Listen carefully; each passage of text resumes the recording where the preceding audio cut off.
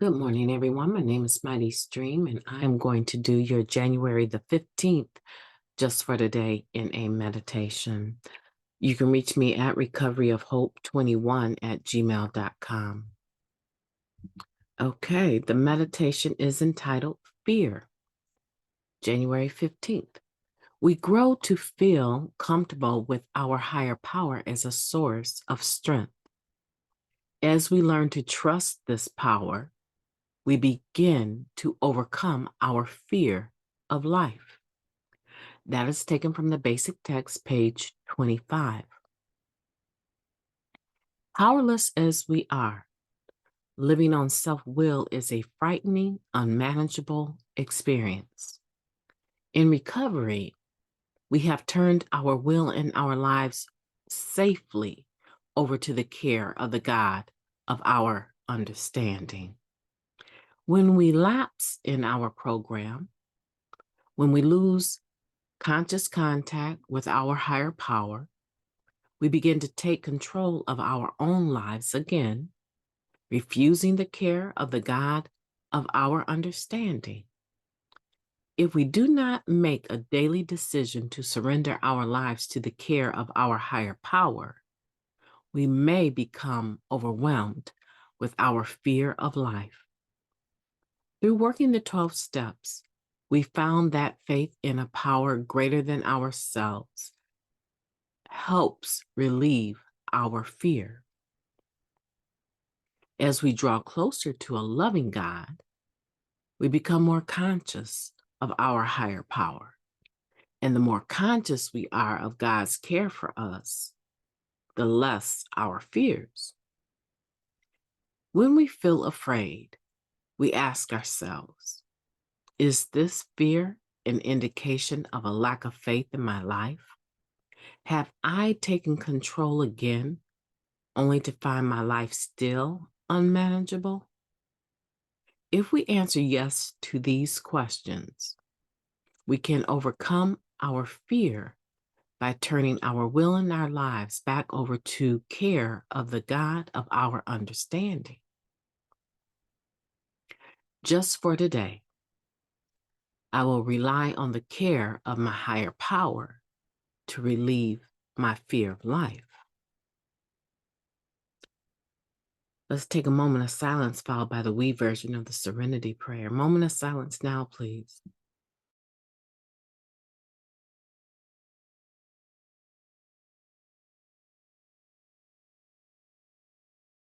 Thank you. God, grant us the serenity to accept the things we cannot change, the courage to change the things that we can, and the wisdom to know the difference. Just for today, please and thank you. How powerful is this meditation? It's very, very beautiful. I think about fear having had so much control over my life on one hand, and then on the other, I could vacillate into having faith out of this world. My life was truly unmanageable. I went from one extreme to the other. Little did I know that I had the disease of addiction. I had no idea that using a substance like my life depended upon it had a title. It was just something that I did to make myself feel better. It was something that I did to calm my fear, my anxiety. It was something that I ran to when I should have been running to the God of my understanding. And actually, I kind of thought I was. I had no idea that I was suffering from the disease of addiction. I had no idea that this tendency to be completely out of control and then suddenly back in control, then completely out of control, then suddenly back in control was a symptom of the disease of addiction, that my life was unmanageable. And it wasn't because of who I was. It wasn't because of who I was. It was because I had something called the disease of addiction. And what I was experiencing were symptoms of that disease. And that all I needed to do was surrender to it and realize, yeah, when they talk about an addict, that's you, girl. And you have all of the proof. And now that you have this information, why don't you follow a few simple suggestions? If you can't pick it up, you can't get high. And I stopped picking it up. Everything didn't change right away, but that is one thing. When I figured out what the problem was, that was one thing that changed. And a lot of things just got better. So I have found myself after what? My clean date is August 28th of 1993. So I have found myself in the throes of coming up on 3 decades of being in the program, all of it clean, but not all of it serene, all of it clean, but not all of it in recovery, because I still sometimes find that God, the God of my understanding, is just way too considerate of everything and everyone else and taking way too much time to fix these issues for me. And I need to get my hands into the mix. So sometimes I find myself still behaving like I did before I stopped using. That's a wonder. Coming up on 30 years, you would think that I would understand the disease of addiction is still going to be present. The only thing different is that my management skills are different. And it's definitely not compounded by me picking up a drug today. I understand that much.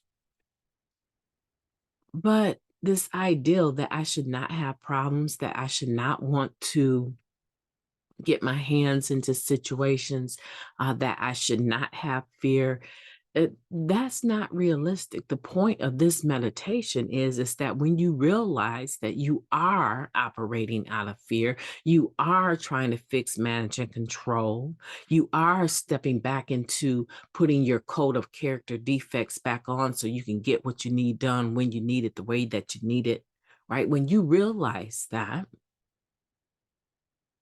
take a pause and resurrender. So for me, I understand that there's going to be times in my life where I'm looking at a situation saying, I can really change that. And I begin to obsess on how to change it. Having faith doesn't mean that we're lazy, right? It doesn't mean that, oh, let's just sit back on our laurels and not do anything. Of course not. No, no, no. Let's not play with words. You know what we're talking about. We're talking about that obsession and compulsion where we cannot put it down. The thought, the obsession, the behavior. And at this stage of this meditation, we're not even talking about the drugs.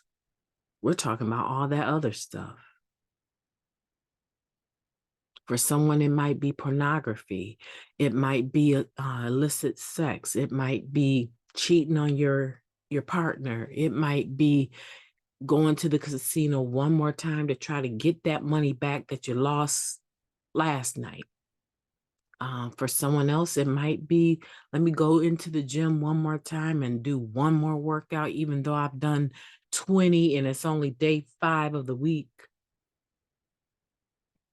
For someone else, it might be, I'm still hungry. I can't believe I'm still hungry. I can't believe I'm still, excuse my throat, I can't believe I'm still thinking about food here. I just ate 30 minutes ago, and I'm thinking about the next one. I'm thinking about the next plate of whatever, the next bowl of whatever. That's what we're talking about. That vaping, those cigarettes. That's what we're talking about. That child of yours that is grown, that doesn't want you to see your grandkids, but you're going to make sure they understand how much you sacrificed over the years for them to even have a life enough for someone to want to be with them, to create children. And they have the audacity, after all you've done, to act like you don't exist. And you are somehow going to make them understand how wrong they are. Or that mate you're still with, knowing that you could be somewhere else or be in the arms of someone else that you're still with, that you can't really even stand, that has the nerve to use around you, knowing your circumstance. But you're too far in. You've been with them too long now. And you told them, just because I stopped doesn't mean you need to stop. But you're stewing every day with hatred and anger at the audacity of their behavior around you. Man, we don't have to live in fear. We don't have to obsess over fixed managing and controlling situations that aren't ours anyway. How would it be if you just stopped picking that issue up and resurrender to your higher power? How would it be? You can run it by your sponsor if you want to. How would it be if you did another first step on that manifestation of your disease of addiction? How would it be? How would your life be if you were not obsessing, compulsing, managing that particular issue anymore? And you just took your hands off of it and said, you know what? I have become unmanageable once again. The disease of addiction snuck right in on that one. I thought I needed to do this to live. And take your hands off of it. Say the serenity prayer. God, grant me the serenity to accept the things I cannot change. This is one of them. The wisdom, the courage to change the things that I can, which is to make a decision to leave it alone, and the wisdom to know the difference. That in and of itself, being applied to that situation, is your coming to believe that you could be restored to sanity, is your step 2. And then you move on into that spiritual step 3. God, I don't even know what I thought I was doing. Good orderly direction. I don't even know what I thought I was doing. Palm tree, ocean, stars. I don't even know what I was doing. Group, friends. I don't even know what I thought I was doing. But I am turning my will and my life over to your care.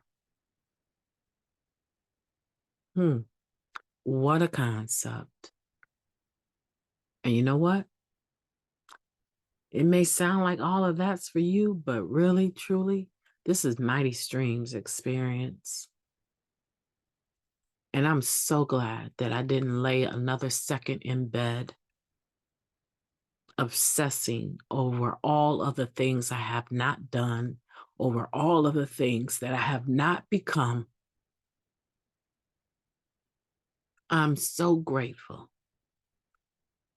that I ran to your arms, that I ran into the office to do the podcast at 3:57 a.m., I surrendered to my obsessive thoughts about all that I'm not and walked straight into the arms of all that I am and did some service work. And when I get done with the other podcast, I'm going in onto the international meeting online, and I'm going to start my morning, continue my morning in a beautiful fashion. You can do it. I know you can. I know. I'm not dismissing your life. I'm not dismissing what you go through. I'm just saying we all struggle. And if I can do it, you can do it. You can do it. You don't have to surrender for the rest of your life. You just have to surrender right now. And every moment thereafter, when you realize that you are not surrendered, turn it back over. Surrender one more time. Tell yourself, I don't have to surrender forever. I just need to surrender right now. And then one more time. Tell yourself that.